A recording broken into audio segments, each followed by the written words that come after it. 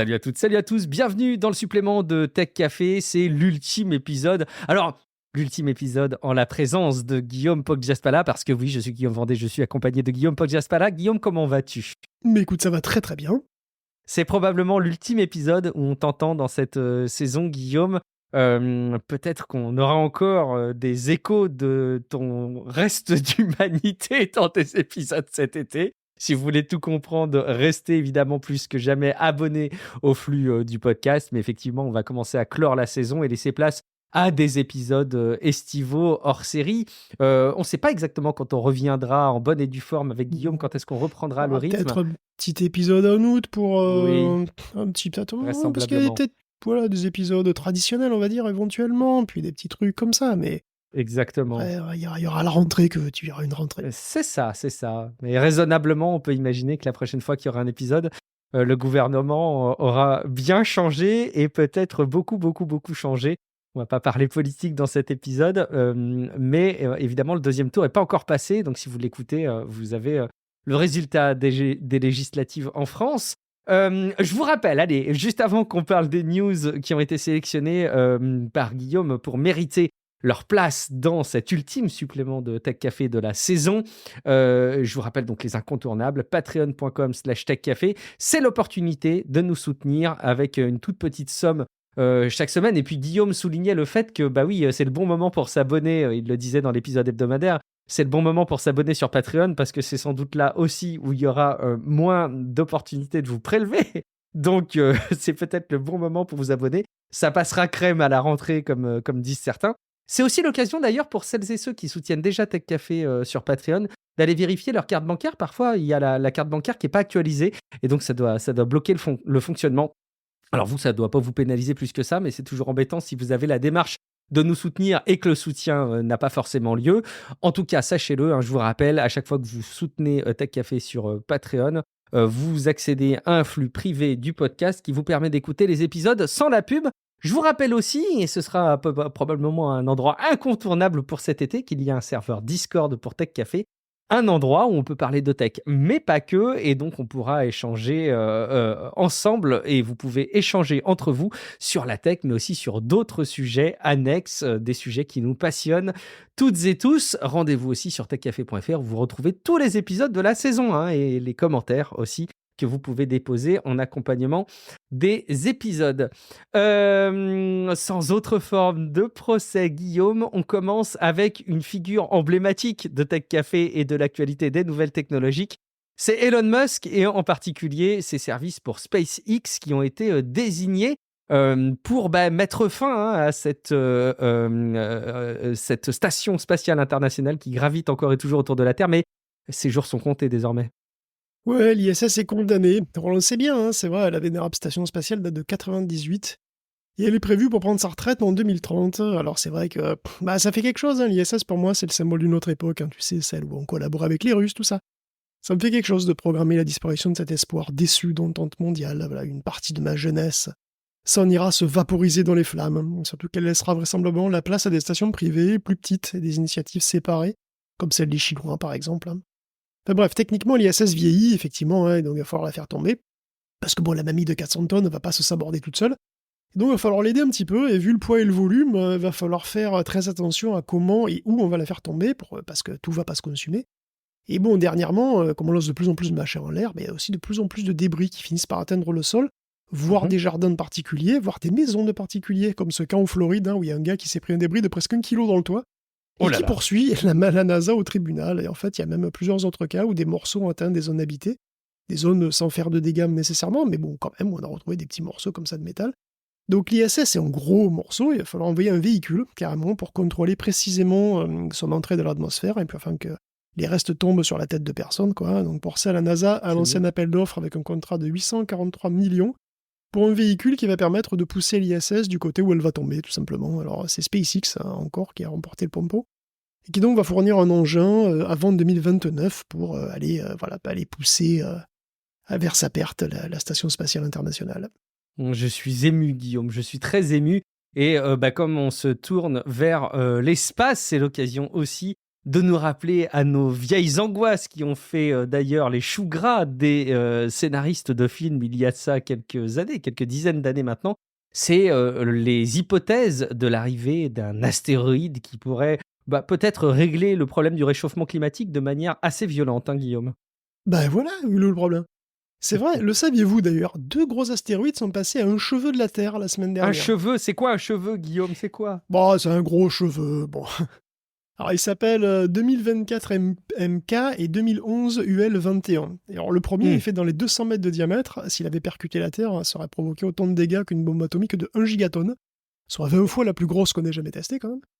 Et le deuxième, lui, UL21, il fait carrément 2,5 km, donc il est encore 10 fois plus gros. Il faut imaginer une sorte de grosse montagne qui t'arrive sur la gueule, à des milliers de kilomètres heure. Et c'est juste un quart de l'astéroïde qui aurait flingué les dinos. Et alors, évidemment, ça n'aurait... Et c'est d'ailleurs astéroïde qui a flingué les dinos, en nous permettant, du coup, nous, mammifères, de prendre contrôle de la planète. Donc merci l'astéroïde. Supérieur aux dinosaures, hein, au moins intellectuellement. Donc on pourrait imaginer une espèce supérieure à l'être humain, ce qui serait peut-être pas compliqué. L'astéroïde a été notre bienfaitrice, merci en tout cas. Et donc UL21 n'a pas, donc elle serait pas été une apocalypse mondiale, mais quand même une apocalypse régionale. Alors bon, c'est pas si mal. Alors quand je dis un cheveu, ok. Bon, le gros machin, il est passé à 6 millions de kilomètres. Mais enfin, c'est pas si gros à l'échelle du système solaire. Vénus, c'est 40 millions de kilomètres. Tu vois, bon, elle est passée entre nous et Vénus, quoi. Et le plus petit, celui qui avait les dimensions d'un stade de foot, là, il est passé à 289 000 kilomètres. Soit entre la Terre et la Lune. Et là, astronomiquement, on peut quand même parler de cheveux. Oui, pour le coup. Une dreadlock. Une grosse dreadlock astronomique. Alors, peut-on éviter ce genre de cata? En théorie, oui. On a parlé de DART, cette expérience plutôt réussie, qui valide la possibilité de dévier légèrement, mais très en amont, un astéroïde de belle taille, pour qu'il nous rate quelques années plus tard. Le problème étant pas la théorie, mais comme souvent, la pratique. La NASA a mené un exercice au mois d'avril en invitant plein de copines, c'est-à-dire d'autres agences gouvernementales, et le jeu, c'était un jeu de rôle sur table, ni plus ni moins, avec un pitch assez simple. Un astéroïde entre 100 et 320 mètres de diamètre a 72% de chance de nous arriver dans la tronche dans les 14 ans qui viennent, quoi qu'on fait. Voilà, le pitch. Alors, ils ont beaucoup discuté, la conclusion, pour résumer, c'est qu'on va se la prendre dans la pleine face, il n'y a rien d'autre à dire. Merde. Le rapport note sobrement que le processus décisionnel n'est pas clair, voire pas défini, ni au niveau national, ni au niveau international. Bon, dévier un gros astéroïde, ça serait sans doute une bonne idée de se mettre à plusieurs pour le projet, je pense, quand même. Et apparemment, l'organe des Nations Unies impliqué dans les missions spatiales, qui a dû être réveillé en sursaut quand on lui a dit de ramener son D10, était pas complètement au taquet sur le sujet, quoi. C'est bon, quoi. En plus, bon, la NASA a fait réaliste, donc il y a des probabilités. C'est-à-dire qu'on peut pas savoir, évidemment, 14 ans à l'avance, exactement où le machin va précisément tomber, ni même sa taille précise d'ailleurs. Donc il avait 28% de chances d'affecter plus de 100 000 personnes, 8% de chances d'affecter plus d'1 million de personnes. Alors 8%, c'est pas énorme, mais en fait, c'est quand même 1 million de personnes, tu vois. Donc, bon, c'est pas très rassurant. Heureusement, la proba qu'on se prenne un très gros caillou est très faible. Une collision très grave, comme avec le machin de jeudi dernier, là, ça arrive une fois tous les 5 millions d'années, à peu près. Mais bon, c'est très rare, pas de panique, mais ça arrive. En 2013, il y a un caillou d'une vingtaine de mètres qui a fait autant de dégâts que 30 bombes atomiques d'Hiroshima en Sibérie. La Sibérie, décidément, une habituée, puisque c'est là aussi qu'il y a eu le très célèbre événement de Tunguska, qui a... Ça se fait. Ah ben non, mais c'est parce que c'est un très gros territoire, tout simplement. Ah oui, d'accord. Ok, statistiquement, il y a plus de chances. La Sibérie, c'est gros. Et je pense que c'est tout, en fait. Et Tunguska, ça a été beaucoup plus sérieux. Ça a fait des dégâts dans un rayon d'une centaine de kilomètres, avec des cendres qui se sont retrouvées jusqu'en Espagne. C'était en 1908. Alors, il reste encore beaucoup de détails qu'on n'a pas trop élucidés, tout ça. On estime que ça a fait autant de dégâts que 1000 fois Hiroshima, quand même. Autant qu'on sache, rien n'est détecté ni prévu pour les 1000 ans, en termes de gros cailloux cosmiques. Le catalogue des objets dangereux comme UL21 serait à 95% complet. Ce qui veut dire qu'il reste 5% d'inconnus. Arrête de nous je dis ça, je dis rien. Avoir le verre à moitié vide, enfin. Et le truc, c'est que c'est bien pire avec des objets plus petits. Parce que l'autre machin, là, de 200 mètres, évidemment, ces trucs sont beaucoup plus petits à... Il y en a beaucoup, et puis il y en a plus, et puis ils sont beaucoup plus petits à détecter. Et là, on en connaît au mieux que 40% des machins de 200 mètres. Merci de nous rassurer, excellent. Donc, n'est-ce pas ? Et d'ailleurs, il avait été détecté moins de 2 semaines avant le passage. C'est-à-dire beaucoup trop tard pour qu'on puisse faire quoi que ce soit d'autre qu'évacuer ou prier. Donc, voilà. Mais bon. Enfin, moi, je dis ça, mais bonnes vacances. Si jamais, Si jamais était détecté un astéroïde, tu vois, qui soit suffisamment gros pour Ouais. éradiquer la race humaine, la vie potentiellement sur Terre, allez, mettons dans les 1 mois. À ton avis, ceux qui détectent ça, ils le font savoir ou pas? Bah, ils vont être obligés parce que si c'est un mois, ça veut dire et si c'est un mois ici que c'est gros, ça va devenir, visible à un moment donné, quoi, Ah oui, par d'accord, par ok. plein de monde. Et Ok. parce que quand ça va se rapprocher, il y a bien des gens qui vont se rendre compte: «Mais c'est quoi ce machin qui est de plus en plus, brillant là dans le ciel, qui a l'air de nous arriver dans la Bon, tronche?» lisez Tintin et l'étoile mystérieuse si jamais ça vous inspire, Oui, évidemment. ou regardez Don't Look Up, hein, et dont Ah c'est oui. très, très, très exactement le pitch, hein, tout simplement Mm, et qui est d'un excellent film par ailleurs. génial. On continue avec le futur, Guillaume. Alors, pas en matière d'intelligence artificielle, parce que ça va beaucoup trop vite, mais dans d'autres domaines, et en l'occurrence, un domaine qui touche à la tech, mais qui touche aussi à, quelque part, la race animale, pour le coup. C'est plus la race humaine qui pourrait être éradiquée, c'est les animaux, Guillaume. Bah, alors bon, ça oui, on va parler de l'expérimentation, bah, humaine et animale, mais enfin surtout animale, mais voilà, enfin, pour les médocs et tout ça. En biologie, bah, voilà, on essaie de le limiter parce que ça fait pas plaisir aux scientifiques non plus, hein, mais Ouais, il y a encore beaucoup d'expériences qui sont faites sur les animaux de labo. Et c'est pas idéal, hein, parce que déjà, bah, de base, les résultats qu'on a sur les animaux sont pas forcément transposables aux humains. Il y a beaucoup de trucs qu'il faut que ce soit sur les animaux qui marchent pas sur les humains. C'est très, très souvent. Donc des fois, ça marche pas tout simplement, donc c'est pas forcément efficace. Mais bon, il faut quand même, il faut tester sur des humains, d'accord? Mais enfin, avant de tester sur des humains, il faut aussi être au maximum convaincu que ça va pas être méga dangereux, forcément. Et donc c'est très compliqué de tester l'efficacité d'un médicament, hein, ou de l'effet d'une molécule juste voilà, pour une raison ou pour une autre. Donc quoi qu'on en dise, on n'a pas encore du tout de modèle numérique pour ça. Les interactions dans le corps, les organes, tout ça, c'est le bordel. On n'a pas de modèle mathématique ou numérique qui est fiable, hein, c'est pas encore à notre portée. Et donc, comme une sorte de moyen terme, il y a la solution de reproduire des organes sur puce. Alors, c'est des organes qui sont faits avec des vraies cellules humaines, pour le coup, vivantes, et qui vont coloniser des toutes petites cavités qui font partie d'un mini-système circulatoire. Donc, il peut y avoir plusieurs blocs, des blocs de cellules différentes, hein, qui sont mis dans une dynamique qui va reproduire, en simplifié, hein, celles qu'il y aurait dans le corps. Alors, c'est quand même assez sophistiqué, c'est des mini-structures en 3D qui permettent aux tissus de bouger, de se gonfler, de respirer, de se contracter, hein, si c'est des muscles, avec des micro-canaux pour le sang, pour la respiration, tout ça. Et tout ça est miniaturisé. Alors, c'est pas microscopique, on parle d'organes sur puce, mais enfin, c'est quand même des trucs qui sont globalement de la taille d'une lame de microscope, quoi, vers là, ou une grosse clé USB, quoi, ce genre de truc. Donc, c'est un peu abusif d'organes sur puce, mais enfin, c'est un petit peu le vocabulaire qui est passé, quoi. Et donc, c'est simplifié, mais au moins, c'est des cellules humaines. Et donc, on laisse les souris tranquilles, déjà. Et puis, depuis 3 ans, il y a aujourd'hui une soixantaine de boîtes qui proposent un catalogue de douzaines d'organes sur puce. Donc, selon les besoins, tu demandes ce que tu veux. Si tu veux un intestin, tu veux des bouts de muscle, un et puis poumon. ça peut être une vésicule biliaire, par exemple. Probablement, écoute. Le poumon, c'est un des premiers trucs à avoir été mis sur puce, vers 2009, mais c'est en 2022 que ça a vraiment commencé à prendre, avec 27 candidats médicaments qui ont été testés sur un foie sur puce. 27 candidats qui avaient passé les tests sur animaux, donc a priori, bon, bah, ça avait l'air bon, quoi. Malheureusement, ça avait été un désastre lors des essais cliniques. Ça avait tué des 242 personnes. Donc la puce foie a permis de voir que qu'il y avait un gros souci dans 22 cas sur 27, contre 0 cas sur 27 pour les tests avec les animaux. Donc ce machin, en fait, bah, il est plus efficace, hein, tout simplement parce que c'est quand même des vraies cellules humaines. Alors le problème de ce machin, par contre, c'est que c'est cher, malheureusement. Un modèle de base, c'est dans les 100 000 $, donc c'est encore très cher. C'est plus cher qu'une souris, j'imagine. Ça changera peut-être au fur et à mesure, hein, si on se rend compte que bah, non seulement c'est plus éthique, hein, évidemment, mais c'est aussi bah, plus efficace, tout simplement, parce que bah, c'est des Mhm. vraies cellules de nous, quoi. Donc c'est un espoir aussi pour ça. Intéressant. Je sens que ça va être encore un sujet qui va faire réagir dans le serveur Discord de Tech Café, dans la rubrique réaction. Bien sûr, et c'est encore un sujet sur lequel je n'ai pas beaucoup d'expertise, mais Mais on prend l'expertise aussi des ouais, internautes et bien des sûr, bien auditeurs sûr. Hmm. et on est ravis de prendre connaissance d'éléments pour compléter notre réflexion. Guillaume, un autre sujet du futur, mais qui est déjà là hein, depuis un moment, c'est le paiement sans contact, c'est ça? Oui, beaucoup plus simple et terre à terre, hein. Le forum NFC envisage de rendre encore plus pratique, dans un sens, l'usage du paiement sans contact en combinant plusieurs fonctions en une seule transaction. Alors c'est le plus simple à imaginer.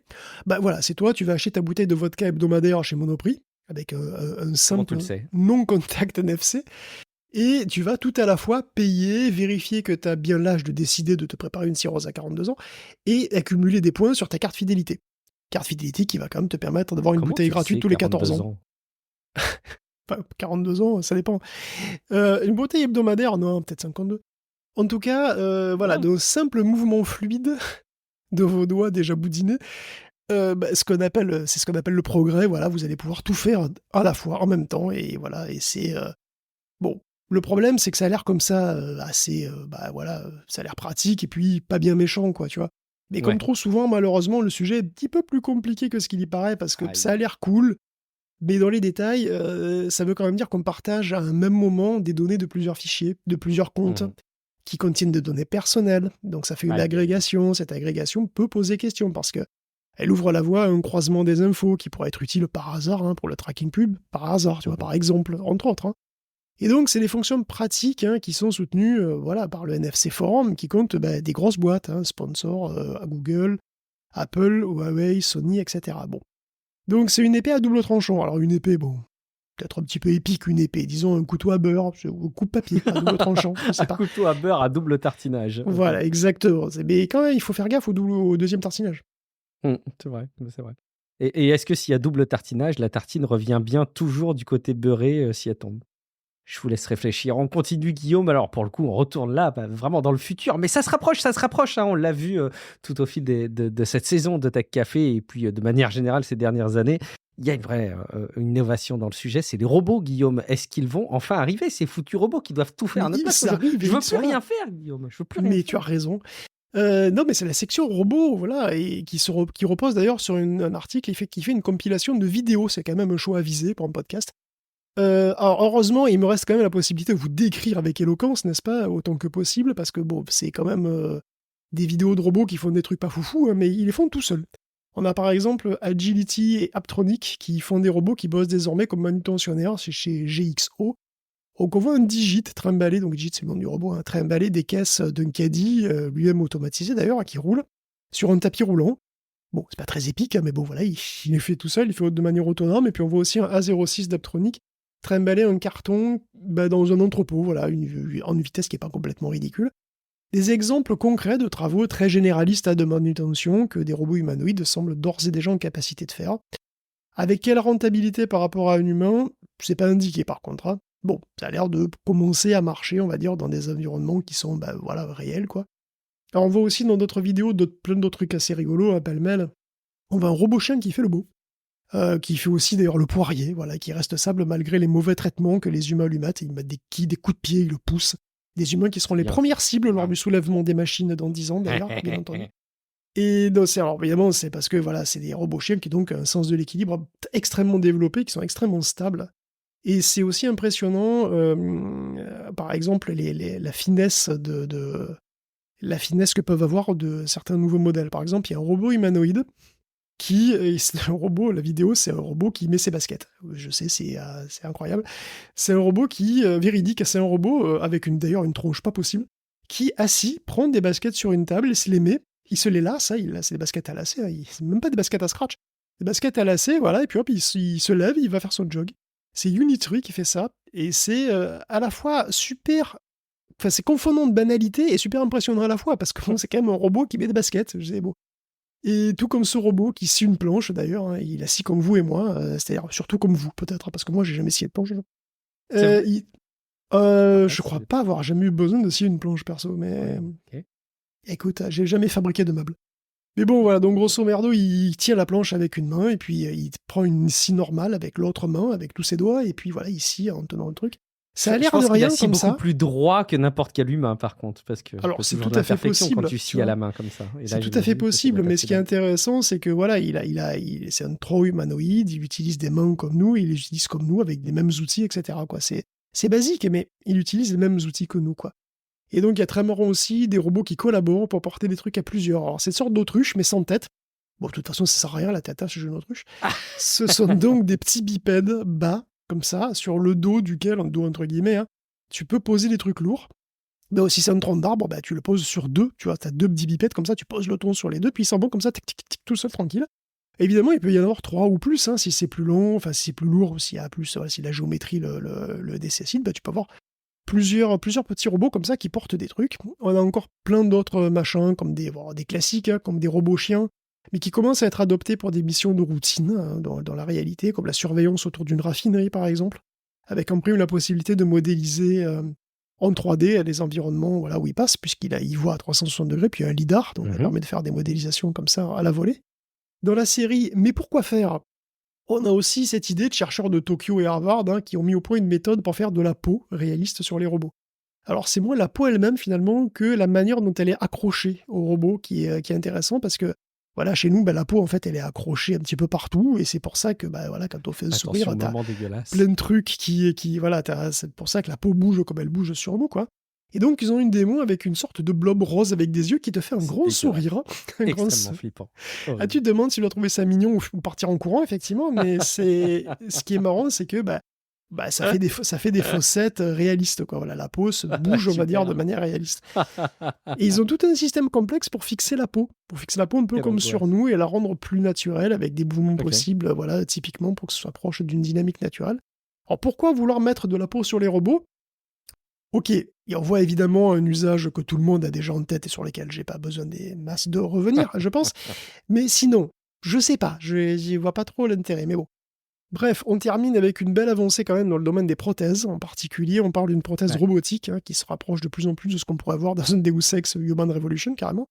Un membre robot qui se connecte au système nerveux, vraiment, au système nerveux du gars, quoi, du patient, qui bouge en fonction des informations nerveuses et qui renvoie aussi des informations de position en retour, comme le fait une vraie jambe, quoi. Il y a vraiment une discussion voilà, bidirectionnelle entre la jambe et le corps. Pour le coup, c'est encore pas vraiment une vraie, c'est loin d'être une vraie jambe, évidemment. On estime qu'on est à 18%, par exemple, du volume d'infos renvoyé par la jambe artificielle par rapport à une jambe normale. Mais c'est le mieux qu'on ait pour le moment. Alors, ça nécessite une intervention chirurgicale au niveau de la jambe, quand même. Donc, au niveau de la jambe, voilà, enfin, au niveau du membre, au niveau du moignon, quoi, pour installer une interface neurale. C'est une sorte de Neuralink, mais pas pour le cerveau, quoi. C'est un Neuralink, mais pour les jambes, ou alors on pourrait aussi imaginer ça pour le coude ou l'épaule. Et donc, on met un petit Neuralink, et après, on a une sorte de. Ça fait une sorte de prise, quoi. C'est-à-dire, après, la jambe peut se brancher quelque part sur la jambe. La jambe robotique, elle peut se brancher sur la jambe du patient et s'y connecter, tout simplement. Et cette connexion, c'est une connexion qui lui permet d'accéder aux informations des nerfs, aux informations qui sont converties et qui, donc, comme ça, transitent entre la jambe et le corps, quoi. C'est voilà, comme des connecteurs, la jambe est branchée. Et donc le résultat, c'est à ce jour la démarche la plus naturelle possible, dans plein de situations, sur du plat, en pente, en côte, sur des escaliers, etc. Donc c'est le truc, évidemment, c'est un espoir génial pour tous ceux qui sont dans cette situation. Alors, déjà aux États-Unis, il y a près de 2 millions de gens qui vivent avec un membre en moins, quoi. Dans le monde, j'imagine pas combien ça doit faire. Le prix n'est pas précisé non plus, pour l'instant c'est encore de la recherche, je pense, mais c'est quand même un très bel espoir pour plein de gens. C'est bionique en fait à ce stade, hein, on peut le dire. Ouais, on peut dire ça, je suppose, Ouais. ouais. J'ai envie en tout cas. Top, on continue Guillaume avec des nouveaux GPU, des GPU, on va encore aller dans le tout petit, des GPU optiques. Alors, c'est les interconnexions, en fait. C'est pas vraiment les GPU. Intel a fait la démo d'une interconnexion optique qui atteint les 2 terabits seconde. C'est une interconnexion intégrée au package, surtout intégrée au CPU, intégrée dans le boîtier du processeur. Donc, très très proche de lui. Et ça permettrait d'accélérer les connexions qu'il aura avec l'extérieur, effectivement, avec une carte graphique, par exemple. Concrètement, la puce supporte jusqu'à 64 canaux bidirectionnels de 32 gigabits par seconde, et c'est comme le PCI Express 5, mais sur une distance qui peut aller jusqu'à 100 mètres, et en consommant très très peu d'énergie. Donc l'interfaçage optique, elle peut se faire... Alors, c'est quand même assez compliqué, cette interfaçage optique, ça veut dire qu'il y a des lasers, et des amplificateurs et des modulateurs qui sont directement intégrés à la puce, tout ça c'est vraiment tout intégré. Et c'est un pas qui est toujours dans la même direction, c'est-à-dire économiser toujours plus sur les échanges de données, et avoir des échanges de données toujours plus massifs dans les data centers. Parce que les data centers, il y a toujours plus de milliers, de dizaines de milliers de GPU dedans, et tous ces trucs doivent communiquer à des très très hauts débits. Et donc c'est plutôt pour ce genre de communication optique, c'est quand même plutôt prévu pour les professionnels, évidemment. Je pense que c'est pas encore prévu pour le grand public, avant un moment qui devra se contenter, entre guillemets, du PCI Express 5 tout simple pendant encore un petit moment. On continue Guillaume, toujours dans les news que tu as sélectionnées avec Alibaba.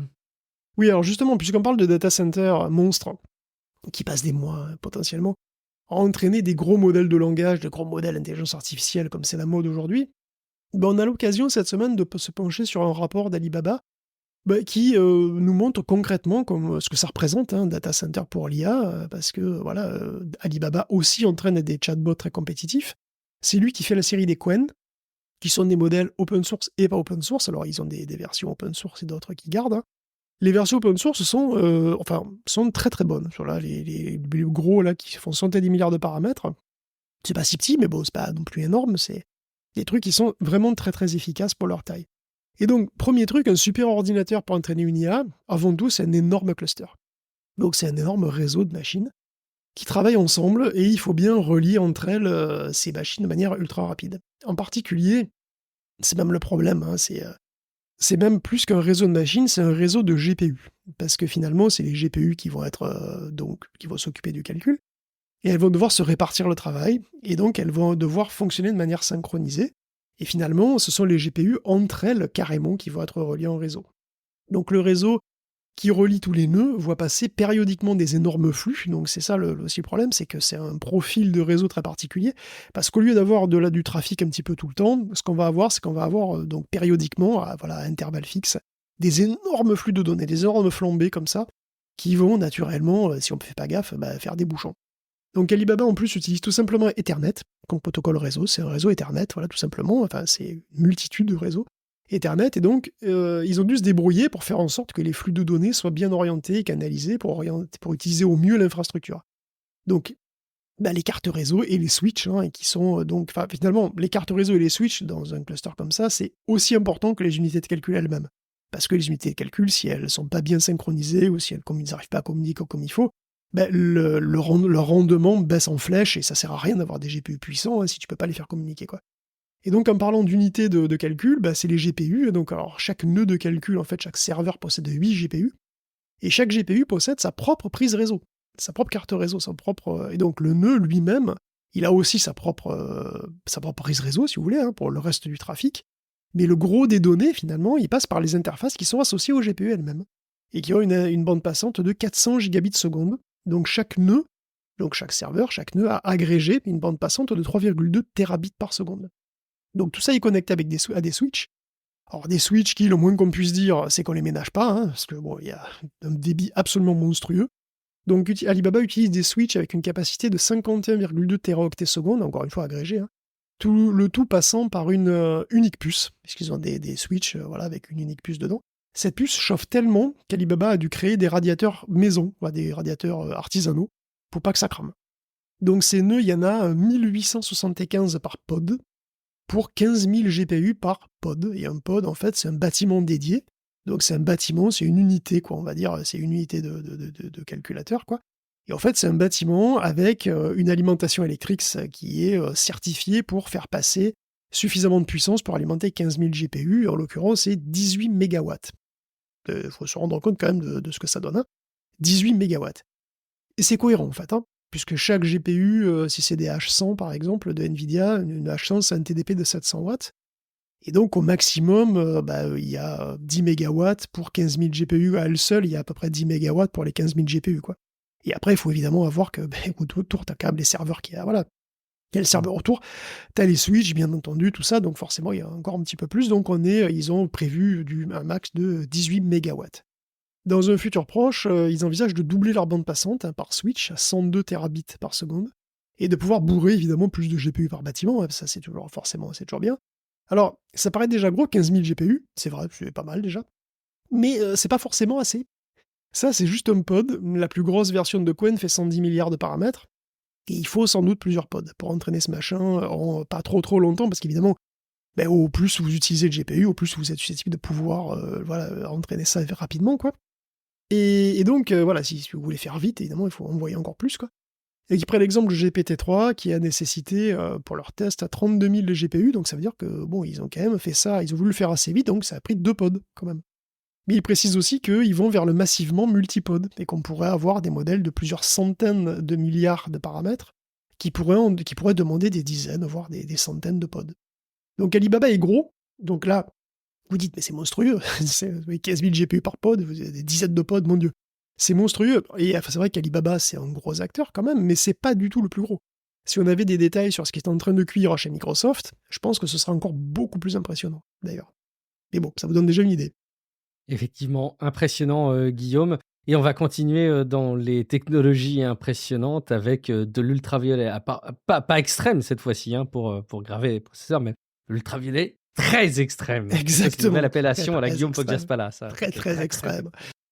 Et oui, non, mais c'est vrai qu'on veut toujours plus de puissance. Je comprends, je comprends. oui. Moi aussi, je joue au Bon. Diablo 4. Je comprends Ah. ce besoin de puissance perpétuelle. C'est Ah oui, addictif, tu c'est vrai. sentais qu'il y avait des limites, avant avec, non?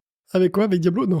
Ouais, Diablo 4 avec ta machine, ça commence à tirer, non? C'est bon? Non, mais je parle du fait d'accumuler les pouvoirs et les niveaux dans le jeu. Ah d'accord! Je C'est pensais ça, que la c'était le jeu qui puissance. demandait plus de ressources et que tu voulais plus de puissance. D'accord, OK. Non, mais c'est vrai que je veux aussi plus de puissance de Ah! machine, bien entendu, toujours. Mais Oui, oui, bon, évidemment. bien entendu.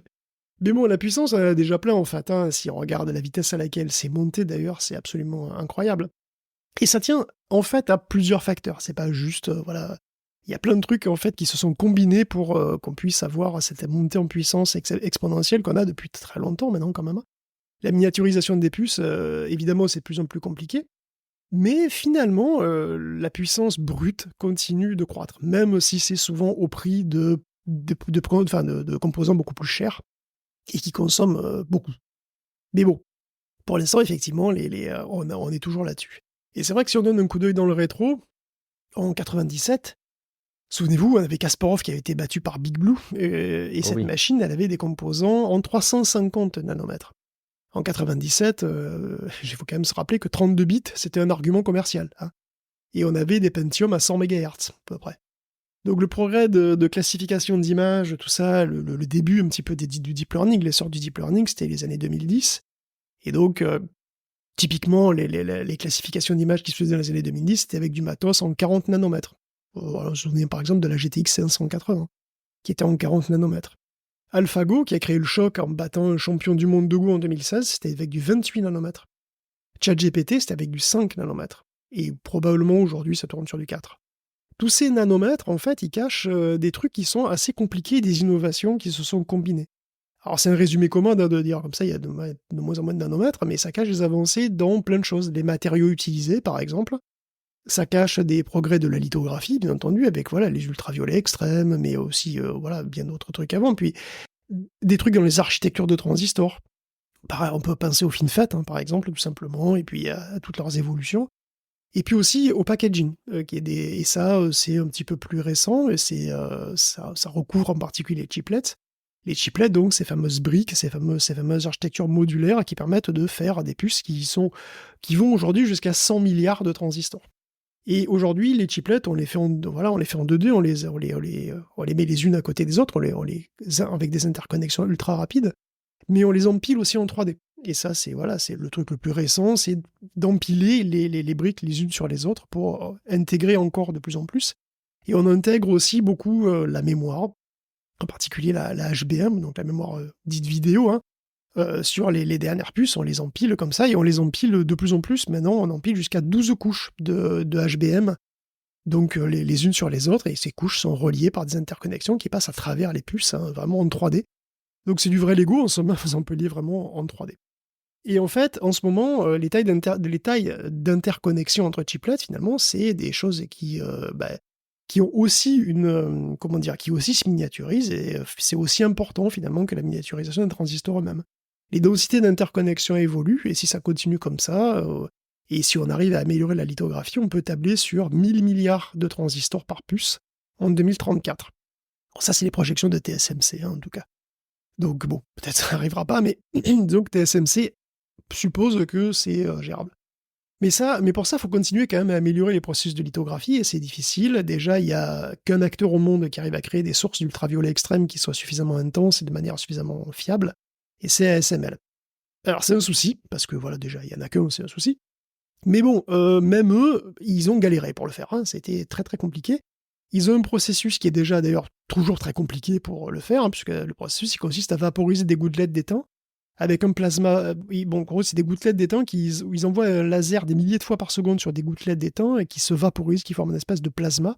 Et c'est ce plasma qui envoie donc des UV à 13,5 nanomètres, qui sont des UV donc extrêmes, donc des UV très très énergétiques. Et c'est un gros bordel. Ce truc consomme des kilowatts pour aboutir à une source d'UV qui, elle, de manière effective, est de quelques watts seulement. Et donc c'est chiant parce que on aimerait avoir une source de lumière plus forte, tout simplement. Parce que au plus la source de lumière est faible, au plus il faut de temps pour exposer le masque. C'est comme en photo, en fait. Hein. Donc au début, on pouvait exposer d'ailleurs que 100 wafers à l'heure. Aujourd'hui, on expose 200. Mais on aimerait faire mieux, surtout qu'au plus la source est intense, au plus facilement on peut faire des détails très fins et très bien définis sur les circuits. Mhm. Et c'est pour ça qu'il y a de la recherche beaucoup dedans et que les Japonais arrivent avec une approche originale, pour le moins, puisque leur approche, c'est un accélérateur de particules. Rien que ça. Ok. Alors, donc, au Keck, à Tsukuba, on se la joue, hein, au Keck, on se la joue. J'aime le cake. Évidemment, bien sûr. Et on se la joue, moi aussi, avec un accélérateur linéaire d'électrons qui utilise une technique qui est pas banale. Parce qu'en fait, on commence par booster à fond des électrons, ça c'est pas trop dur, hein, ils sont chargés, on a des gros champs électrostatiques, on les accélère, et quand ils sont bien à fond, on les fait passer entre des murs d'aimants qui alternent les polarités, qui va dévier le flux de manière périodique, qui va les faire osciller comme ça très très vite, ça va les faire danser en rythme un petit peu comme ça les fait danser, les électrons, ils vont se grouper en paquets, ils vont danser en rythme. Et ces mouvements leur font émettre des photons, et comme ils ont un comportement collectif périodique comme ça, comme ils dansent en rythme, les photons émis vont être sélectionnés, enfin il y a une seule longueur d'onde de photons qui va être sélectionnée et amplifiée, et on va avoir une seule longueur d'onde très intense qui va être envoyée à la fin, et c'est ce qu'on appelle une source laser. Et pour le moment, le bordel prend quand même une pièce qui fait 60 mètres de long sur 20 mètres de large, donc c'est pas très bien miniaturisé, et ça produit qu'un laser infrarouge, de 20 micromètres. Donc c'est-à-dire un truc qui est très très très loin des UV. Mais dans le principe, avec des ajustements, on pourrait créer une source de laser UV qui serait très très efficace énergétiquement, ce que la solution DSML n'est pas du tout.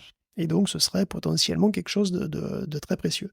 Alors en théorie, évidemment, c'est facile, on va dire en théorie, c'est à peu près le même principe. Alors après, par contre, en pratique, il va falloir envoyer les millions de dollars, hein, parce que pour faire un accélérateur de particules qui arrive à faire ça, il faut probablement des centaines de millions de dollars d'investissement. Mais bon, on parle quand même du fondement de la fabrication des semi-conducteurs, qui est un marché de plusieurs milliers de milliards de dollars par an, donc c'est pas complètement irréaliste d'envoyer quelques centaines de millions là-dedans.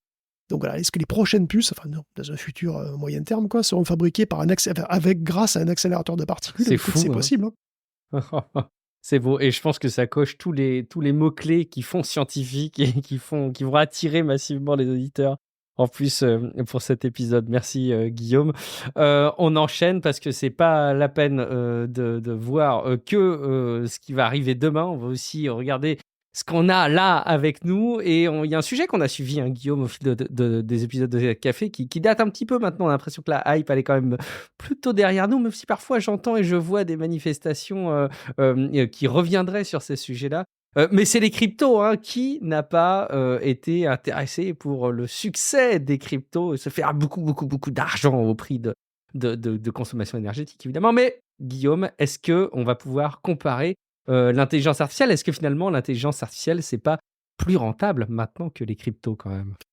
Surtout qu'il y a une petite baisse de forme pour le Bitcoin, là, qui reste de toute façon beaucoup trop haut, hein, ne serait-ce que parce qu'il est au-dessus de zéro. Alors, le minage de crypto rapporte moins, sans doute aussi à cause du halving récent, qui a divisé par 2 la récompense des mineurs, et qui n'a pas du tout, en fait, boosté les cours si significativement que ça, qui était déjà très très haut. Alors, on a eu un sursaut au mois de mars, bien sûr, parce qu'effectivement, le Bitcoin est revenu vraiment beaucoup dans l'actu, parce que il a beaucoup augmenté, probablement à cause des ETF, voilà. Bon, tout ça pour dire que ce qui fait stonk en ce moment, c'est plutôt l'IA. Voilà, donc on a besoin de faire beaucoup d'IA, on a besoin d'une énorme demande de calcul. Et puis, de quoi on a besoin pour faire de l'IA? On a besoin de gros GPU et on a besoin de beaucoup d'électricité pour les alimenter. Et ça, beaucoup de puces et beaucoup de jus, c'est un truc qui est assez familier aux mineurs. Hein. Donc, alors, loin de moi l'idée finalement de faire des raccourcis oiseaux entre le Bitcoin et l'IA, il y en a un des deux qui sert à que dalle, et alors que l'IA c'est quand même déjà utilisé par des centaines de millions de gens, hein, c'est un potentiel scientifique énorme, même si certaines utilisations de l'IA peuvent être discutables, hein, j'en conviens. Mais bon, en tous les cas, ça a quand même tilté dans les cerveaux des fermiers Bitcoin qui se sont rendus compte qu'ils pouvaient gagner plus en utilisant leur électricité à faire des calculs, et en louant leur serveur à des gens qui voudraient faire des calculs IA plutôt qu'en minant du Bitcoin. Et c'est le cas de Core Scientific, qui s'est diversifié et qui loue désormais son infrastructure à CoreWeave pour un contrat de 3,5 milliards sur 12 ans. Pour les mineurs, l'électricité, c'est la vie, c'est le sang, tout simplement. Ils se sont donc souvent placés à des endroits stratégiques où elle est peu chère, fiable et abondante. Et bon, un bon capitaliste, s'il peut faire plus de blé en faisant des calculs IA que des calculs Bitcoin, pour le même jus, why not? Et bon, il y a une raison, hein, enfin, pour lesquelles ils pourraient aussi être un petit peu frileux à le faire, surtout les plus petits, certainement. Il faut quand même acheter des serveurs. Et il faut au moins passer des deals avec des prestataires ou pas, pour aussi éventuellement louer, voilà, ton endroit, parce que c'est peut-être un bon endroit pour un data center, donc pour éventuellement louer tes infrastructures. Mais bon, globalement, on voit quand même un mouvement net des mineurs vers la diversification et vers le calcul haute performance IA. C'est le cas de, et ça c'est post-halving en particulier. On a le cas de Bit Digital, de Hive, qui sont en train de chercher à se diversifier clairement. On a BitShare, qui aurait déjà 27% de ses revenus qui viendraient de l'IA. On a Hut 8, qui aurait 6% et qui aurait acheté son premier batch de 1000 GPU Nvidia, déjà. Le premier batch, mais si la hype de l'IA continue, bah, vraiment pas le dernier. Parce que ça demande des investissements, mais pour l'instant, c'est très rentable en réalité. Eh ben écoute, ça vaut le coup de le savoir à ce stade. Est-ce que tu peux revenir à tes premières amours, Guillaume? Et je sais quelles sont tes premières amours. Non, ce n'est pas les cryptos, c'est les chatbots, hein. On sait que Guillaume Fox-Pas-là et les chatbots, J'adore les c'est chatbots. une longue histoire d'amour, hein. Analysons un peu le sujet. Ouais, alors, bon, oui, c'est pas faux. Ben, Ah, j'en teste plein, j'ai plein d'amis imaginaires, c'est génial. Non, mais c'est bon, c'est rassurant. vrai que c'est le sujet du moment, c'est un sujet intéressant. Un modèle de langage, c'est un truc qui est très polyvalent et justement, on l'utilise, alors je l'ai dit, on l'utilise pas mal à contre-emploi, mais bon, on l'utilise beaucoup comme ça. On l'utilise beaucoup pour, comme une base de données, voilà, pour lui poser des questions sur des faits, des trucs de culture générale et tout ça. Et c'est vrai un modèle de langage peut connaître des faits d'une certaine manière, hein, puisque voilà, si vous demandez à ChatGPT c'est quoi la capitale de la France, en général, il va jamais se planter, il va vous dire systématiquement c'est Paris, voilà, ok. Parce qu'effectivement, la proba de Paris est très très grande, voilà, donc vous pouvez un petit peu l'utiliser comme ça. Mais c'est une des manières d'utiliser un petit peu les chatbots. Les modèles sont souvent testés d'ailleurs pour leurs aptitudes sur plein de questionnaires différents. Le MMLU, le GSM8K, GPQA, LASWAG, super nom, le Human Eval, etc. J'en passe plein. En général, ce sont des tests de logique. Il y a beaucoup de tests de logique. Les maths élémentaires pour GSM8K, le Human Eval, c'est du code. MMLU, c'est plutôt bon sens logique, mais il y a aussi de la culture générale, puisque dans MMLU, il y a des questions d'histoire, par exemple. Mais bon, c'est très difficile avec ces tests de savoir finalement si un modèle connaît plein de faits, finalement, s'il contient plein d'informations. Parce que un modèle peut être bon en logique, alors, par exemple, savoir résoudre des problèmes de maths, des problèmes de maths des niveaux élémentaires, mais enfin bon, quand même des problèmes de maths, mais il pourrait aussi ne pas avoir une culture générale très étendue, ou pas pouvoir répondre à des questions pointues, je sais pas, sur le prénom de la mère de Nietzsche, par exemple. Voilà. C'est quoi, Mhm. comment elle s'appelle, la mère de Nietzsche?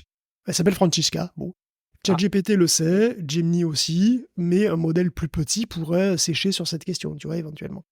Et on se doute bien que si un modèle, voilà, comme effectivement, j'en teste plein, des petits modèles de open source comme ça, si un modèle il pèse, je sais pas moi, 8 gigas sur ton disque dur, et tu te doutes qu'il va pas pouvoir contenir 160 gigaoctets de données, tu vois, de Wikipédia ou je sais pas quoi. En fait, combien de données un modèle qui, par exemple, a 7 milliards de paramètres, hein, peut contenir?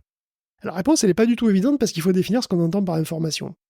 Le modèle de langage, il encode une probabilité, certes, ok, d'accord, mais du coup, c'est quoi une information qui contiendrait? Alors, il y a une étude de Meta qui choisit, du laboratoire FAIR, qui choisit une définition bien précise et qui a le mérite d'être simple et de quantifier naturellement cette intuition de fait de culture générale. Donc, il s'intéresse en fait effectivement aux informations factuelles, comme, je sais pas, X est le fils de Y, Z est né en telle année, voilà, W a tué toute sa famille quand il avait 8 ans, bon, ce genre de truc. Or, quantifier, donc qu'est-ce qu'on fait? On prend voilà, on prend ces faits, qui sont donc des connexions logiques, quoi, et puis on regarde le nombre de bits nécessaires pour encoder chaque fait, finalement. Et ensuite, on entraîne un modèle de langage à retenir une certaine liste, une grosse liste de ces faits-là, dont on connaît la quantité d'informations qu'ils représentent, et on regarde à quel moment il les retient, ces trucs, et combien d'informations on peut faire rentrer donc, dans ce modèle qui fait donc une taille fixe, hein, de 7 milliards de paramètres. La taille est fixée. Donc, le paramètre, c'est le nombre de paramètres, c'est le nombre de points, hein, tout ça, voilà, et donc là, c'est 7 milliards. La réponse, c'est au maximum 2 bits par poids. Et en plus, il faut exposer le modèle 1000 fois à un fait pour qu'il atteigne cette capacité optimale. Si tu le montres que 100 fois à un fait, il tombe à 1 bit par poids. Donc, 1000 fois et 100 fois, c'est beaucoup, hein, je veux dire. Mais après, c'est des réseaux de mhm. neurones, hein, et c'est pas les intelligences les plus aiguisées du tiroir, quoi, je veux dire. C'est vraiment des trucs, faut leur montrer beaucoup de répétitions, hein. C'est un gros problème des réseaux de neurones, d'ailleurs, ils apprennent, mais il faut leur expliquer longtemps, quoi. Donc, Ça marche presque pareil d'ailleurs pour les architectures GPT et Llama, hein, ça marche d'ailleurs légèrement moins bien pour Llama. À la limite, un réseau de 7 milliards de paramètres ne peut contenir qu'environ 1,75 gigaoctets de données factuelles, donc. Et réalistement, c'est beaucoup moins, parce que c'est sans doute beaucoup moins de la moitié, parce que on se doute que tous les faits, même les faits importants, il les a pas vus 1000 fois, quoi. Deux détails intéressants, la quantisation, donc la compression du modèle, réduit sa capacité. En utilisant 8 bits par poids, ça change pratiquement rien. Par contre, si tu compresses à 4 bits par poids, on tombe à 0,7 bits d'information au maximum par paramètre. Donc il faut noter que c'est une méthode de compression parmi d'autres qu'ils ont testé, hein, c'est GPTQ, donc ça pourrait être différent pour d'autres méthodes. Mais on note quand même que la réduction de taille du modèle quand on passe de 16 à 4 bits, c'est quand même 4 fois de place économisée, alors qu'on perd moins de 3 fois la capacité de stockage. Donc limite c'est rentable. Mais bon, c'est une observation au doigt mouillé, hein, il faudra plus de trucs, mais c'est que ça a l'air rentable. Autre résultat très intéressant, c'est sur les mélanges d'experts. Alors les mélanges d'experts, c'est des modèles qui utilisent beaucoup de poids, mais qui n'en activent qu'une fraction à chaque fois. Donc ils ont beaucoup de paramètres, mais ils n'en activent pas beaucoup à chaque fois. Et donc ça veut dire qu'ils utilisent beaucoup de mémoire, mais pas beaucoup de calcul. Et donc ça peut être intéressant si on a effectivement beaucoup de mémoire, mais qu'une capacité de calcul réduite. Et ce qui est intéressant, c'est de voir que eux, ils font un compromis, donc effectivement, hein, pour utiliser moins de calcul, ils font un compromis. Ce compromis-là, il nuit à leur capacité de stockage d'informations maximale, mais pas de beaucoup. Puisqu'en fait, ils ont une baisse de capacité de 1,3 fois, donc une baisse de 30% globalement. Et un mélange d'experts, le truc, c'est que ça utilise souvent beaucoup plus de poids qu'un truc dense. Souvent, il y a 4, 8 ou plus d'experts. Ce qui veut dire qu'au final, c'est rentable aussi. Parce que par exemple, si on a un expert qui a, 8 fois plus de poids, ok, il a au total 1,3 fois moins de capacité, mais enfin, je veux dire, il peut quand même savoir 6 fois plus de choses au final, tu vois. Et ça pour une capacité de calcul qui est très réduite à chaque passe. Donc voilà, alors sans surprise par contre, on remarque que les données de mauvaise qualité, donc le bruit dans les données d'entraînement, nuisent beaucoup à la capacité de stockage des modèles, puisque ça l'a fait baisser de 20 fois. Par contre, étonnamment, et ça c'est très intéressant, un moyen de booster la vitesse d'apprentissage quand il y a du bruit comme ça, c'est de flaguer les contenus importants. En gros, si tu mets Wikipédia à la fin de tous les articles Wikipédia, le modèle il va être capable tout seul de s'adapter et de filtrer le bruit de manière autonome. Et là, on va passer d'une perte de 20 fois à une perte de 2 fois seulement, ce qui est assez étonnant. Et donc c'est une remarque qui pourrait être très utile pour les futurs entraînements des gros modèles, hein, et on espère que Llama 4 va en bénéficier. Est-ce que tu peux nous tenir au courant sur les sites de news, Guillaume, qu'on voit fleurir? On les a déjà mis en lumière avec notamment l'influence là aussi de l'intelligence artificielle, à des sites de news aussi tant est que ce soit possible, qui donnent des news quand même, hein, évidemment. Bien sûr que oui, bien sûr, bien sûr. Alors on avait parlé donc de ce slop évidemment qui envahit un petit peu le web. Et chez 404 Médias, ils aiment bien faire des expériences. Et donc, ils voulaient voir à quel point c'était facile de générer ce slop et combien ça coûtait, tout simplement. Et donc, ils ont voulu voir comment faire ça. Ils ont donc commandé tout simplement un site un petit peu jumeau du leur, hein, qui ferait des posts sur l'actu-tech, intéressante. dans le style de 404 Médias, tout simplement. Et ils ont fait appel à un prestataire sur Fiverr. Fiverr, c'est un site de freelance. Et donc, sur Fiverr, quand tu demandes quelqu'un pour faire un autoblog, donc un blog automatique, hein, pas un blog sur les voitures, t'as déjà 600 réponses. Et ils ont décidé donc de prendre un vétéran, le mec qui avait été repéré par NewsGuard pour faire ce genre de truc. Ils ont pris le mec passé à la TV, tu sais, en quelque sorte, c'est vraiment ça. Alors le gars a dit pas de souci, hein, il lui a même donné un lien de 36 autres créations récentes, hein, pour faire le choix du style. Des sites qui sont comme petit échantillon du boulot donc de Mohamed Sawa, et qui consistent en du contenu d'autres sites paraphrasés par ChatGPT et couverts de pubs, avec les mêmes images que le site d'origine d'ailleurs, ou pour les images directes. Parce que la génération d'images, c'est possible, mais c'est quand même casse-gueule, ça peut faire des trucs un peu zarbes, du coup le plagiat, c'est quand même ce qu'il y a de plus simple. Bon, pour le prix, c'est parti à 100 balles, mais bon, ça a vite monté, puisqu'il fallait les clés OpenAI, les clés de machin, l'hébergement de trucs. Bon, au total, on est arrivé à 365$, et pour ce prix, le gars de 404 a eu un site assez stylé. Un site robot, hein, qui a quasi immédiatement commencé à poster des articles de The Verge et de 404 Médias, dont un ironique qui parlait justement de Slop. Et bon, voilà, ces articles, c'est les mêmes, mais c'est juste paraphrasé, quoi, voilà. Et le pire de tout, c'est que selon le journaliste même, finalement, les articles du blog Zombie sont pas bons, ils sont plagiés, ok, mais ils font le taf, en fait, pour une majorité de gens qui ne lisent pas les articles. Parce que la majorité Ouais. de gens ne lisent pas la totalité des articles. Ils lisent le titre, le chapeau, ils scrollent viteuf pour voir un peu les paragraphes et puis c'est tout. Ouais, bien sûr. Et en fait, pour la consommation en flux, quand tu scrolles comme ça dans le métro, bah en fait, les sites zombies, du moment qu'il n'y a pas d'élimination monstrueuse, ça change pas énormément la donne. Et d'ailleurs, il existait déjà des fermes à contenu avant les IA et même des outils pour paraphraser les articles avant ChatGPT. Il y avait ce qu'on appelait les spinners. Les spinners, c'était tout simplement des logiciels qui remplaçaient les mots par des synonymes. Pour pas que ça se voit, pour pas que ça se voit immédiatement que c'était une copie conforme. Il y a beaucoup de sites hein, et de comme ça aujourd'hui, il y en avait déjà pas mal, il y en a encore plus aujourd'hui. Et Google est devenu meilleur quand même hein, pour arriver à les enterrer assez rapidement dans les profondeurs des résultats. Mais du coup, c'est une question de timing. C'est-à-dire que si les sites peuvent rester visibles assez longtemps pour être rentables, bah, ça continuera d'exister hein, parce que ça peut faire pas mal de fric. Et comme on l'a vu, bah, ça coûte pas si cher. 365 $, si tu arrives à en faire ne serait-ce que 1000, bah voilà, hein, ça reste rentable. Et dans cette optique, évidemment, de faire toujours plus de quantité, toujours plus vite, bah, l'apport, si on peut dire, des IA, c'est indéniable. Hein, c'est plus rapide, c'est moins cher que de monter évidemment un site de toutes pièces à la main. Donc le slop est là encore pour un petit moment, hein, et Google a un sacré boulot d'assainissement à faire. Alors le souci, c'est que là, il commence à faire partie du problème avec des résultats de recherche hasardeux, donc voilà, on va voir comment ça tourne. Pour l'instant, on n'est pas bien. Eh ben, c'est pas réjouissant, Guillaume. Sache-le, c'est pas réjouissant. On continue avec des infos qui nous permettent de nous actualiser, alors qu'on aurait pu penser que justement, ça aurait pu être le futur, des évolutions logiques. C'est l'intelligence artificielle, mais portée par Amazon pour les interfaces qu'on pourrait avoir, par exemple, dans son interface. Alors, c'est pas un chatbot, mais c'est une interface vocale Alexa, Guillaume. Pour l'instant, c'est pas un chatbot, mais justement, cette petite news Amazon pour parler de l'après Alexa, donc elle avait dit récemment que c'était compliqué de concilier les nouvelles technologies LLM avec les anciens Mhm. systèmes de skills qu'avait Alexa. Apparemment, Amazon travaillerait sur un nouveau chatbot appelé Métis. Métis utiliserait la RAG donc pour limiter les conneries. Donc on l'a expliqué plusieurs fois, hein, la RAG, c'est la technique qui consiste à utiliser des bases de données externes et normales et à injecter les données qu'on trouve et qui sont jugées pertinentes dans le LLM, hein, qui va générer une réponse voilà, polie. Métis serait chapeauté carrément par Andy Jassy, qui est quand même le PDG d'Amazon, et Rohit Prasad, qui est vice-président senior et responsable scientifique hein, de la team IA chez Amazon. Donc c'est apparemment un projet qui est juste très sérieux. C'est un truc qui serait programmé pour la rentrée, mois de septembre a priori, et il marchera sur les sources, ça marche bien. Des sources qui témoignent quand même que bon, ils doutent pas vraiment de la qualité du truc, hein, qui sera probablement à la hauteur. Par contre, ils s'inquiètent que Métis ne soit arrivé trop tard, quoi, après la bataille, hein, parce que le terrain est déjà quand même Mhm. bien occupé par OpenAI, par Google, par Meta, par voilà, encore plein d'autres. Donc c'est pas clair que Métis arrive à se faire une place, mais bon, on va sur pied, quoi.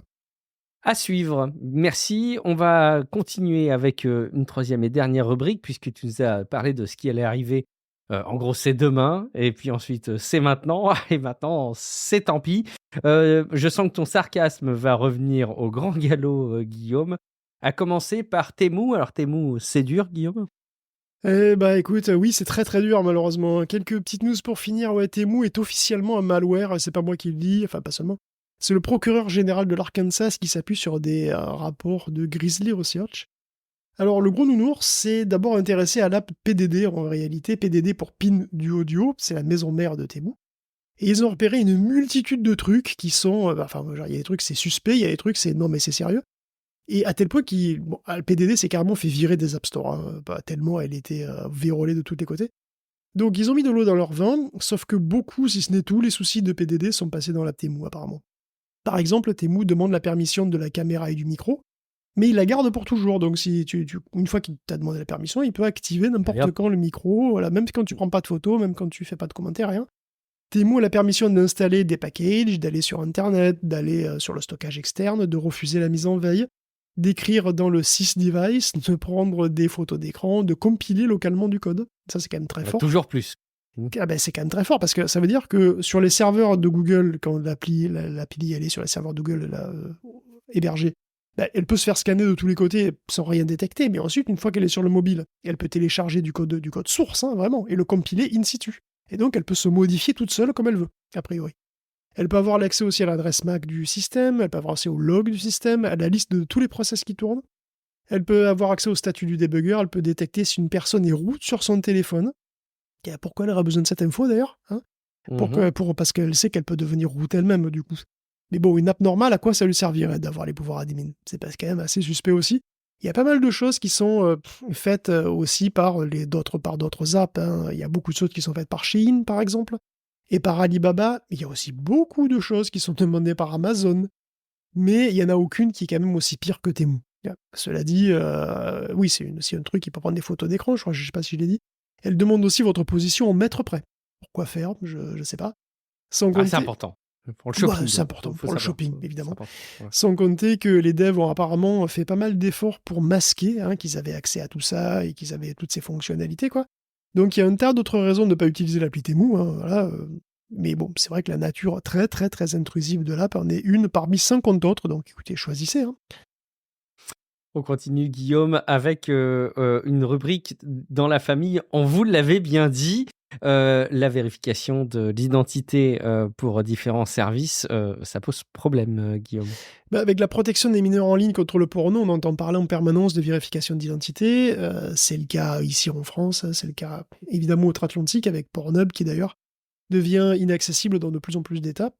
Donc l'idée revient souvent à confier la vérification de l'âge, donc il revient à vérifier l'identité le plus souvent, à un tiers. Et parce que ça ne sera pas Pornhub qui va vérifier tout ça, c'est un prestataire qui va analyser votre carte de crédit, votre carte d'identité, votre permis de conduire, enfin voilà, selon la méthode retenue, quoi. Et bon, on n'est pas chaud, enfin moi je suis pas chaud en tout cas, je suis pas chaud du tout. D'autant que le porno est loin d'être le seul contenu en ligne qui n'est pas adapté aux enfants, et j'ai pas du tout envie de me retrouver à prouver mon âge à tout bout de champ, voilà, sur internet, je trouve déjà chiant, et surtout je trouve ça dangereux. Une illustration de pourquoi ça me plaît pas, mais gracieusement octroyée par Authentics.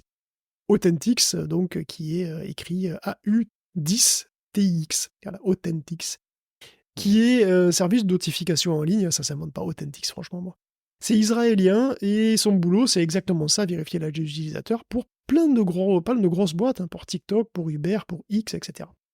Et donc Authentics, il a été ciblé par un malware en 2022, et ces identifiants, enfin, il y a des identifiants internes qui ont été donc fuités, qui ont posté sur Telegram, qui a été posté sur Telegram plus tard, en mars 2023, et ce login permettait d'accéder à des données personnelles des utilisateurs, voilà, d'Authentics, qui sont donc aussi les utilisateurs d'Uber, TikTok, etc.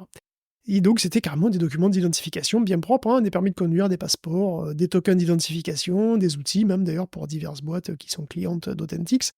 Bref, un joli petit trésor pour les cybercriminels. C'est vrai après tout. Je veux dire, l'usurpation d'identité, c'est quand même sympa, c'est important dans la vie d'un cybercriminel, l'usurpation d'identité. Ça devient super cool si t'as qu'un seul endroit où aller pour avoir une sorte d'inépuisable de données de vraies personnes, et qui marche de manière vérifiable du coup, puisque c'est exactement le but. C'est logique. Si quelques boîtes concentrent les identités de tout le monde, forcément elles deviennent des cibles idéales de hacking, de premier choix. Et nous, si on est obligé d'y avoir recours, ça nous met aussi en danger, quoi. Donc bon, voilà. Démonstration faite. On continue, Guillaume, avec les trucs limite. On revient à parler de ce Rabbit Air One. J'ai l'impression qu'on va plus parler de cet appareil sous l'angle des bizarreries et des inquiétudes découvertes a posteriori de sa sortie que sous vraiment ce que ça aurait pu apporter, un jailbreak donc, qui permet d'en savoir un petit peu plus sur son code avec des petits soucis, Guillaume. Ouais, juste un petit mot pour dire que décidément les carottes sont cuites pour le Rabbit. J'ai dû déjà la faire, celle-là, ça m'énerve. Oui, je pense que ça marche. C'est évident. Non content de marcher mal et d'être redondant avec une appli, voire avec les services bientôt intégrés dans tous les systèmes d'exploitation, le Rabbit R1 est très mal sécurisé. Il y a un collectif qui se fait appeler Rabbitude, qui a réussi à extraire les clés utilisées, les clés des API utilisées par le R1. Donc ils ont eu les clés, par exemple, des API d'Eleven Labs et de SendGrid. SendGrid, c'est pour les emails, pour gérer l'envoi d'emails, et Eleven Labs, c'est pour la reconnaissance vocale et la synthèse vocale aussi. Alors, c'est cool parce que, comme c'est un service web, quand tu as accès au compte Eleven Labs du Rabbit, tu as accès aux demandes de tout le monde, en fait. Les demandes que tout le monde a faites sur son propre Rabbit. Et donc, tu peux sans doute bien t'amuser aussi avec le service mail. Tout ça, c'est quand même une grosse faille de sécurité. Alors, la clé Eleven Labs a été révoquée. Par contre, apparemment, on a l'impression que la clé de SendGrid est encore active. Et bon, c'est quand même encore une preuve d'à quel point ce truc est sorti à la va-vite, quoi. C'est quand même fou. Il n'était pas forcément nécessaire au passage, décidément. La génération de la vidéo, Guillaume. Ouais, alors, est-ce que tu es un créateur de contenu, Guillaume? Oui, évidemment. Oui. Mais oui, évidemment. Mais est-ce que tu es un vidéaste? Je vais dire oui.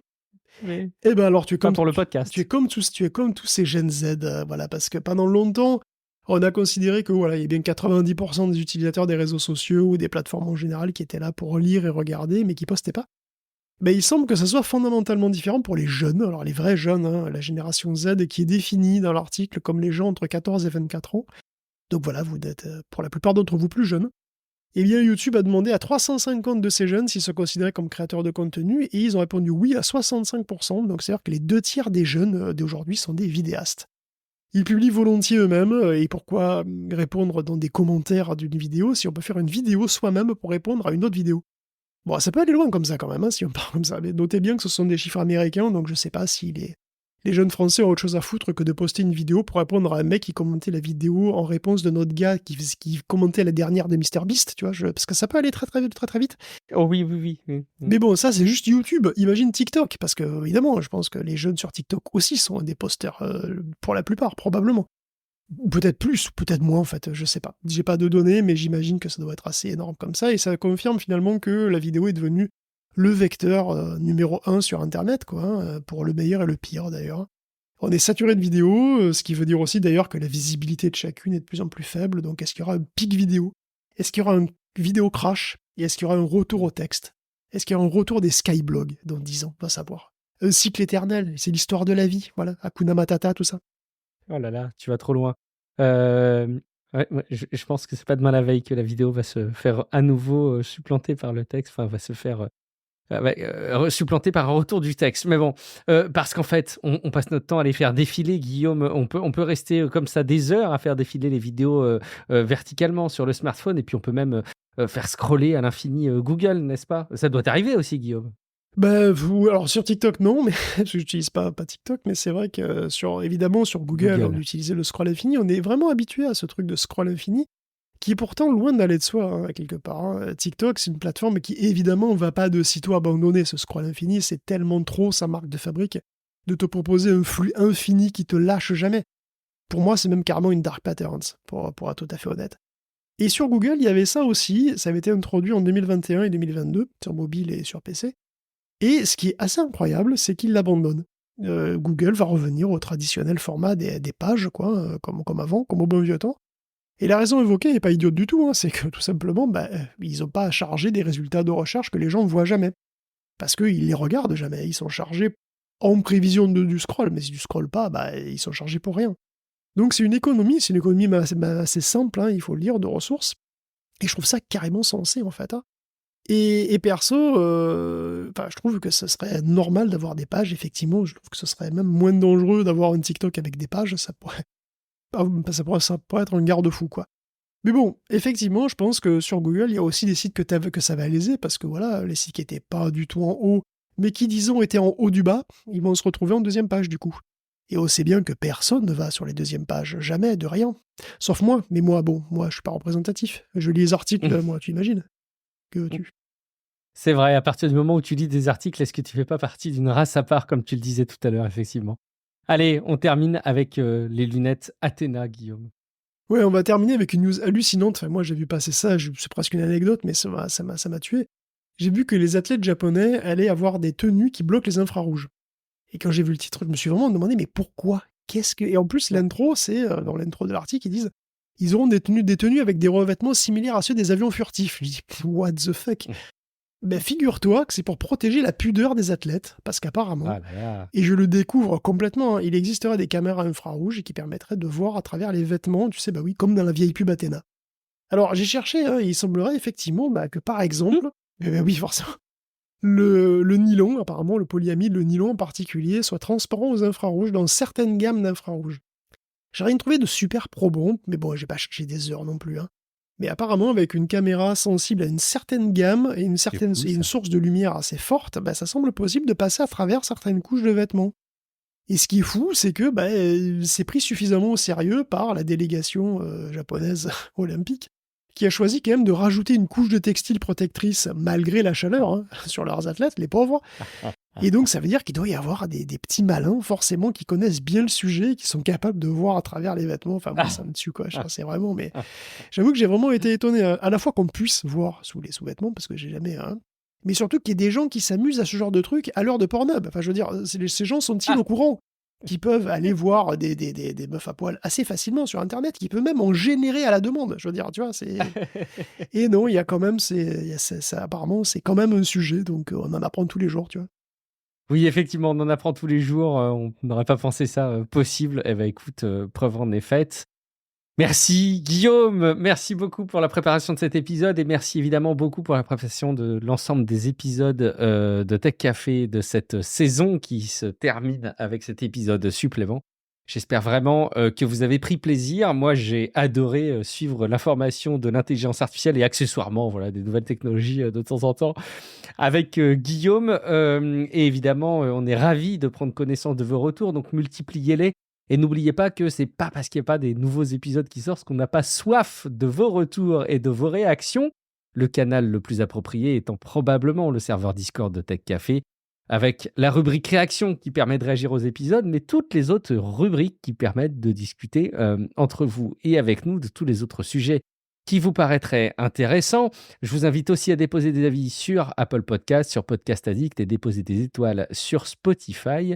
Et puis à nous encourager sur patreon.com/techcafé avec des sommes hebdomadaires et qui vous permettent en échange d'accéder au flux privé du podcast qui vous permet d'écouter les épisodes sans la pub. Vous vous garantissez la pérennité du podcast et vous garantissez, même s'il n'y a pas de doute, le fait qu'il y aura à nouveau une nouvelle saison de Tech Café qui arrivera d'ici septembre 2024. Merci infiniment pour votre écoute. Guillaume, est-ce que tu peux nous rappeler où est-ce qu'on peut te retrouver? Alors peut-être, je ne sais pas, au moment où vous écoutez cet épisode, mais peut-être aussi cet été, où est-ce qu'on peut te retrouver? Bah, cet été, effectivement, on va pas trop me retrouver, c'est l'été, hein. Alors bon, vous retrouverez peut-être une voix connue d'ici quelques temps, voilà, je reverrai une voix peut-être N'en dis pas trop, synthétique, voilà, je ne sais pas. Ah, t'en as trop dit. J'avais déjà trop dit non, mais bon, en tous les cas, voilà, moi je vais me déconnecter un petit peu plus et disparaître de la toile et profiter de l'été un petit peu, enfin en tout cas de l'été auquel j'aurai droit. Et puis, je vais vous souhaiter un très bel été, hein, encore une fois, si jamais vous écoutez ce supplément sans avoir écouté l'hebdo, mais pourquoi pas, c'est possible. Donc, bonnes vacances aux juilletistes. On se retrouvera peut-être en août, en ce qui me concerne, pour un épisode, voilà, pour des épisodes un petit peu exceptionnels ou ce genre de truc, mais effectivement, ça sera probablement plus. Donc, en septembre, on va reprendre probablement les bonnes vieilles habitudes et continuer à suivre une tech qui ne dort jamais. On va déjà devoir probablement, je sais pas, rattraper le retard qu'on aura accumulé cet été. Peut-être qu'il y aura des annonces faramineuses. En matière d'intelligence artificielle, c'est comme si on faisait un saut dans le temps de 10 ans dans les autres domaines d'innovation technologique. Voilà, de s'absenter 2 mois, c'est probablement s'absenter de plusieurs années dans le domaine de l'intelligence artificielle. Ça veut dire que vraiment, je suis excité de voir tout ce qu'on va voir arriver. Merci Guillaume, je suis Guillaume Vendée, vous me retrouvez sur guillaumevendée.fr et sur les réseaux sociaux. Merci infiniment pour votre fidélité. Rendez-vous, dans quelques jours pour de prochains épisodes et dans quelques semaines maintenant pour la reprise du rythme hebdomadaire. Passez un très bel été, bon courage à celles et à ceux qui travaillent et profitez bien des vacances pour celles et ceux qui peuvent en prendre. Ciao à toutes et à tous. Ciao à tous.